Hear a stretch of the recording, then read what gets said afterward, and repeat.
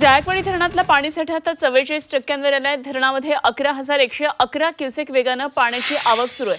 औद्योगिक क्षेत्रासह तिथल्या शेतकऱ्यांची पाण्याची चिंता आता मिटलेली आहे। जायकवाडीच्या पाणलोट क्षेत्रात चांगला पाऊस झालाय, त्यामुळे धरणामध्ये 11,111 क्युसेक वेगानं पाण्याची आवक सुरू आहे आणि धरणातील पाणीसाठा 44.64% पोहोचलाय।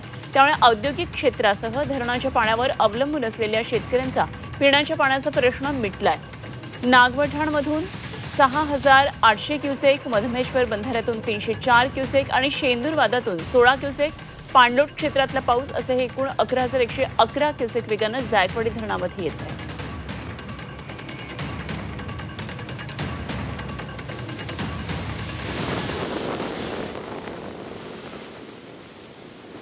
तर नाशिक आणि परिसरात होत असलेल्या पावसामुळे अर्थातच या ठिकाणी जायकवाडी धरणामध्ये पाणीसाठा वाढत चाललेला आहे। आता 44% जायकवाडी धरणातला पाणीसाठा आलाय। धरणामध्ये 11,111 क्युसेक इतक्या वेगानं पाण्याची आवक सुरू आहे आणि औद्योगिक क्षेत्रासह शेतकऱ्यांची सुद्धा पाण्याची चिंता त्यामुळे मिटली आहे।